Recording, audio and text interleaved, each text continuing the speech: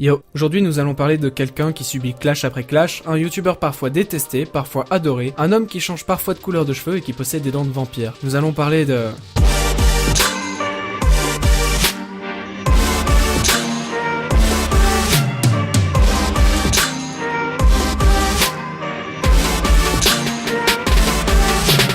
En 1948, il a joué à Call of Duty et je... Hop, doucement. Le Gibbsy d'avant ne m'intéresse pas et les deux derniers gros youtubeurs qui ont parlé de lui n'ont pas réfléchi à ce sujet. On relance le jingle.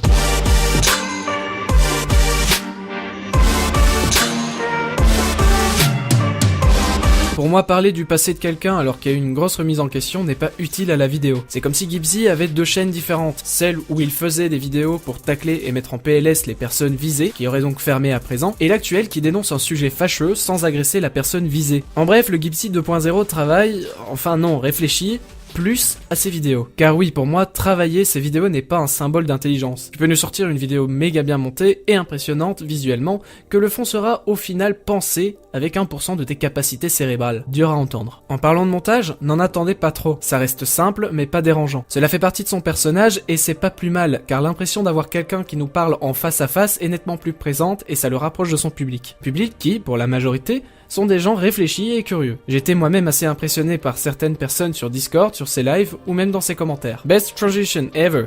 Les lives. Un point plus important. Beaucoup ragent contre lui car il fait soi-disant comme tout le monde. En gros, regarder et réagir à des vidéos pour se faire de la thune. Sauf que plusieurs points clochent. Prenons en comparaison Mauno. De 1, c'est un live. Le rapprochement avec le public est nettement plus important car les abonnés réagissent avec Gibbs qui peut répondre directement. Mauno, lui, tourne sa vidéo sans parler à qui que ce soit. De 2, il regarde toujours la même chose. Soit du Philippe Etchebest, soit des vidéos de ses abonnés, contrairement aux autres qui se forcent à trouver des vidéos qui font le buzz pour le faire à leur tour. Question argent, il paraît que c'est pas bien d'avoir des dons quand on regarde une émission de télévision parce qu'elle ne lui appartient pas. Donc ton jeu vidéo que tu fais en let's play avec Tipeee, c'est pas bien. Parce que c'est pas ton jeu. La musique que tu passes pendant tes lives, c'est pas bien, c'est pas ta musique. Les vidéos auxquelles tu réagis en vidéo pour ensuite demander des millions de pouces bleus, c'est pas bien, c'est pas tes vidéos. Est-ce que tu vois où je veux en venir? S'il s'appelait à la communauté de Gibbsy, on peut pas lui retirer cela. Et ça fait plaisir à voir, car non seulement il écoute sa communauté et fait les pauses quand il doit répondre, un peu trop d'ailleurs, mais en plus de ça, il nous fait découvrir une émission qui se trouve à la télé, que notre génération ne regarde quasiment plus. Bon certes, pas mal de points positifs ont été énoncés, mais les amis,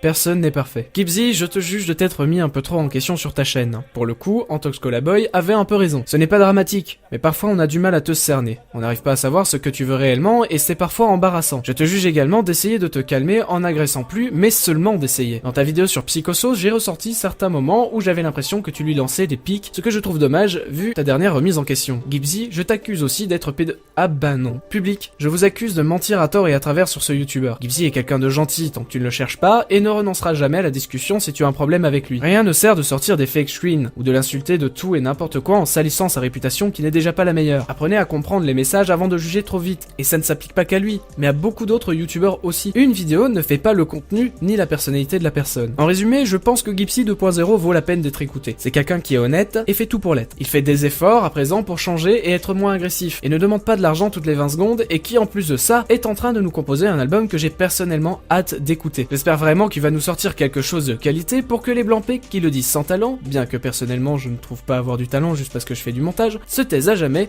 et se mordent les lèvres. Sur ce, j'espère que l'apparition du Simpson n'a pas été vaine. Elle devait vous rappeler un certain youtubeur qui utilise la même voix que Psychosos. Gibbsy, je suis sûr que ça te parle. J'en ai maintenant fini. Je vous laisse avec la chaîne de Gibbsy dans la description. N'hésitez pas à me donner votre ressenti personnel dans les commentaires, je me ferai une joie de lire ça. Quant à moi, je vous donne rendez-vous pour une prochaine Tsudeo. À plus tard.